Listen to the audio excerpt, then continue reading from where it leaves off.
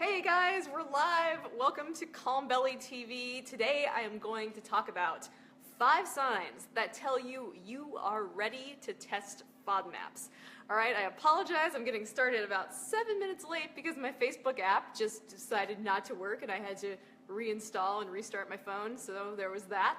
But here we are. I am Julie O'Hara. My website is calmbellykitchen.com and I'm a health coach for women with IBS. And I help you discover your trigger foods and get back to enjoying eating again through the FODMAP diet. All right, so let's get into the 5 signs that you're ready to test FODMAPs, okay? So, sign number 1, pulling up my notes. Things went all awry here as I had to adjust my app. So, getting into the 5 signs.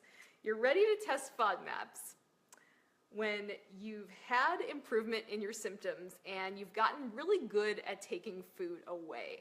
So what I mean by that, you've gotten good at taking food away. So that's kind of the first step in doing the FODMAP diet, right? It's referred to as the elimination phase. You try to take away as many FODMAPs from your diet as you can to see what happens, right?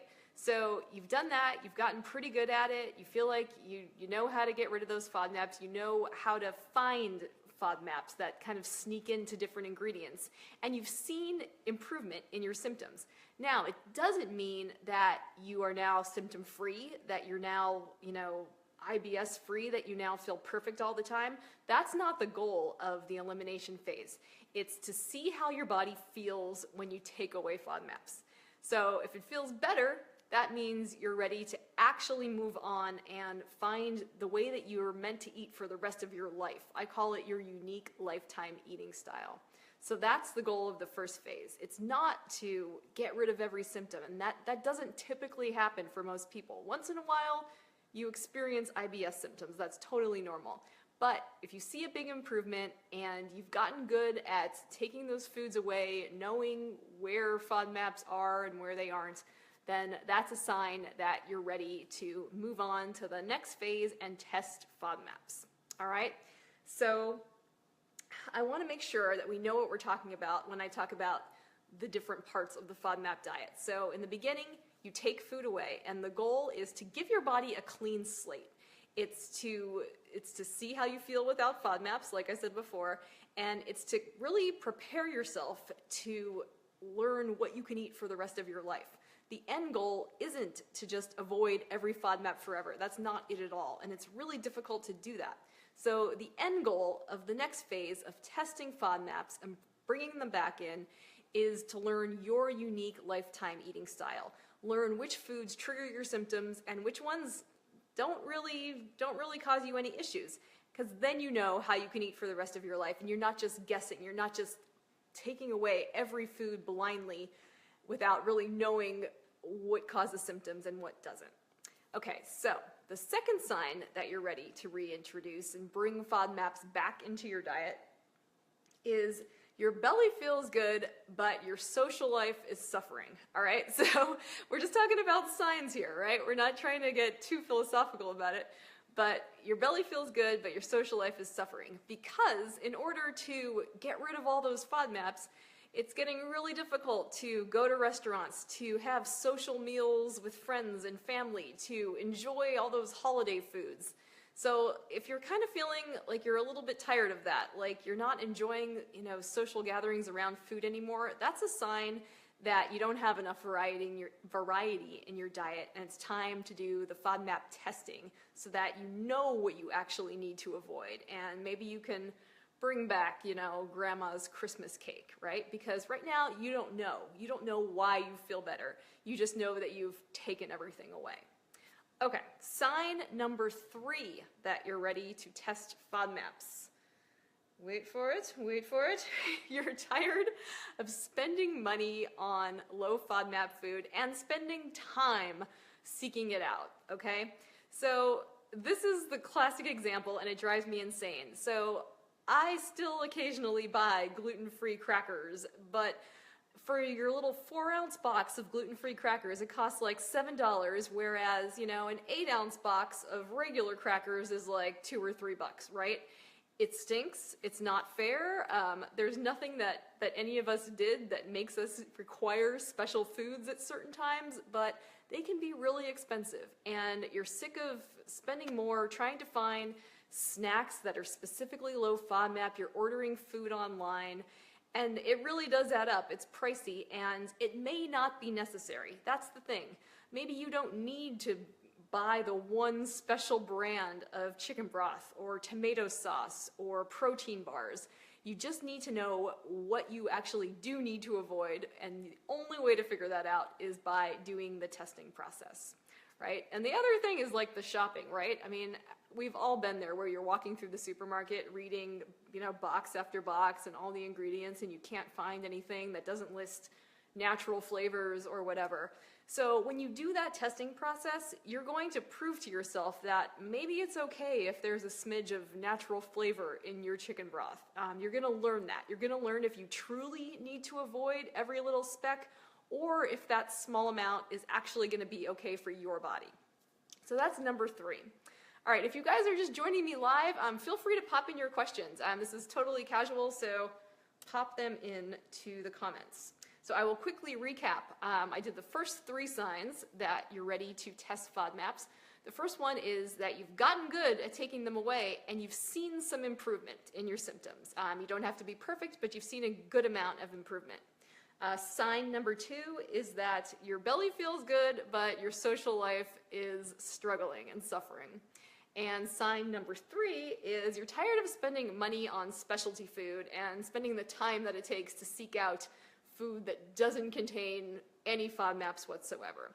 And the spoiler here is that it's probably not necessary for you to do that, but you need to do the testing to figure it out.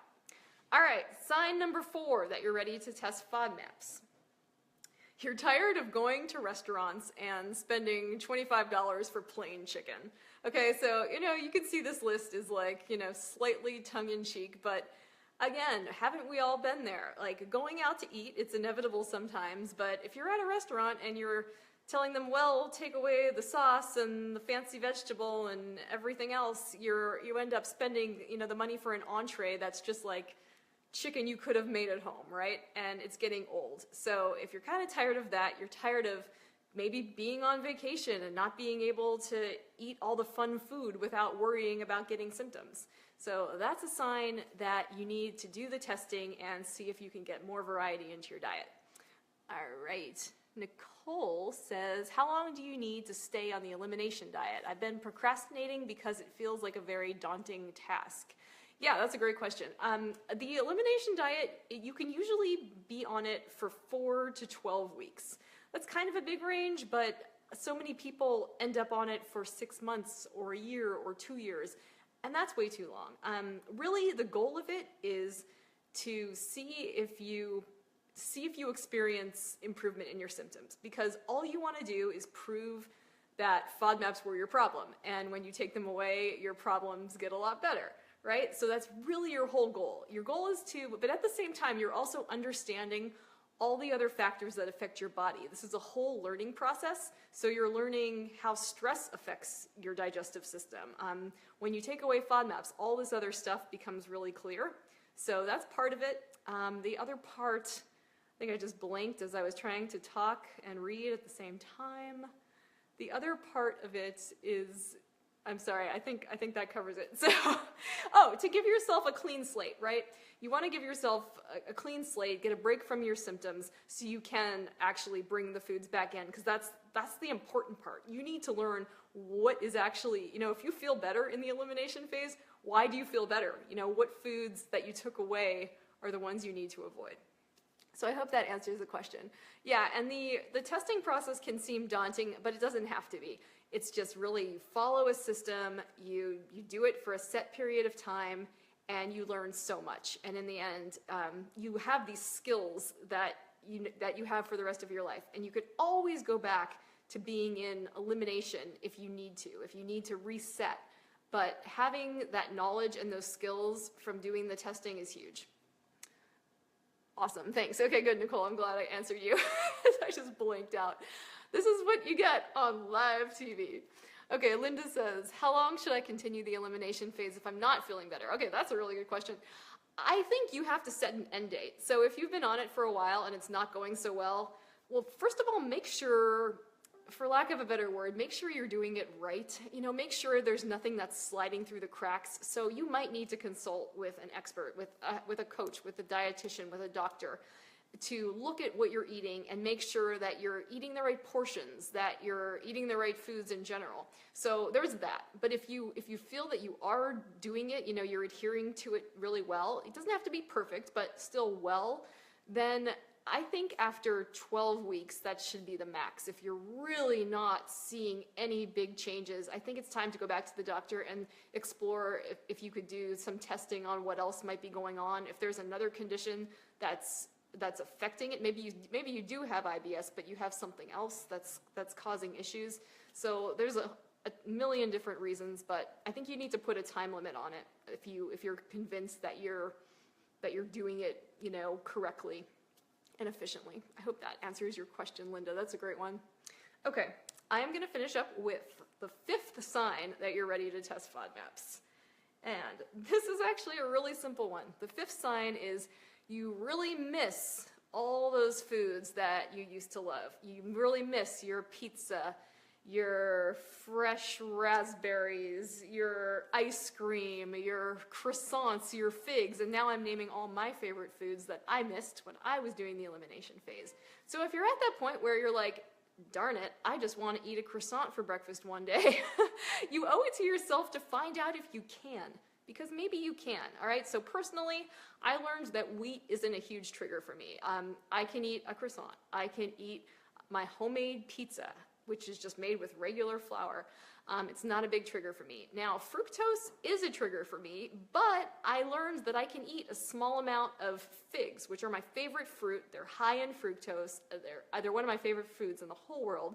I can eat 2 figs and I'm fine, and that's enough for me anyway, even though I can't eat, you know, a large amount of fructose in general. So you owe it to yourself to learn if those foods you've been missing actually have a place in your diet, because they might, right? So only 33% of people with IBS are fructose intolerant. So you could be in that other 66%, but you're cutting out fructose for no reason. So just think about that, because that's kind of huge. Similar for lactose. A lot of people with IBS don't have a major lactose issue. So the only way to find out is by testing. And when you test, you start out with those small amounts just to, you know, get yourself comfortable. So the goal is, if you don't have a bad reaction to that first tiny amount that you test, you're not as worried. It's a little bit less stressful to go and test kind of a more normal amount. So the whole system, the organized process of it, is designed to show you the level of tolerance you have for all these different groups and to make it more comfortable and more manageable. Does anyone else have any questions? So I've covered the 5 signs that you're ready to test FODMAPs. I will spare you the recap. You can always watch this video again from the start. It'll be available immediately after I am done. But yeah, feel free to ask questions or any FODMAP questions in general. And while I'm waiting for questions, I will say that this episode of Calm Belly TV is brought to you by Free to Eat, which is my group coaching program that guides you through the FODMAP testing process and helps you find your triggers and find your unique lifetime eating style. So the way I teach it, it's not just about finding your triggers, it's about using that knowledge, using those triggers to figure out how you can eat for the rest of your life. You can always go back to cutting out FODMAPs if it's a stressful period, but you'll have the knowledge of what your body can tolerate, and you'll have the skills on how to do it. And that's something that will stay with you forever in the way that I teach it and in the content of my program. So this was brought to you by Free to Eat, which is open for early bird registration today. You can save $50 on the program, and early bird closes on Wednesday next week, so it's only for 1 week you can get the early bird price. And it's just a strategic, guided program that gets you through this whole testing process, so you can just sit back, relax, and follow the roadmap. You don't have to research, you don't have to do endless Googling, you just follow the process, and in the end, you know what your triggers are, and you can figure out how to actually eat with variety and with enjoyment for the rest of your life. Sound good? All right, you should check it out. I will put the link below this video. just the link to the page with all the details about the program. And to give you a sneak preview, there's going to be a free online workshop next week on Monday, and you can sign up right now on my website, but I'll put the link below this video. I'm sending that out in an email tomorrow, but it's a free class, and it's going to go even deeper into the process of testing FODMAPs. So even if you're not interested in doing my program, you will learn a lot. You will get the foundation of how you do the testing and how you get set up. I mean, obviously I can't walk you through the whole thing because it is really individualized, and I do give you tons of personal attention in the program, but I will give you the 6 fundamental things that I think you need to have in place to do the testing and to succeed, so that you only have to do it once and you actually learn how to eat for the rest of your life. Regular corn syrup is low FODMAP. It's high fructose corn syrup that you have to avoid. So that's a good one. That's always good news. Anyone else have any questions? If not, I will say goodnight for tonight, and yeah, I will put the links below. So check out the program, sign up for the free workshop. It's going to be incredibly helpful regardless, and I will talk to you soon.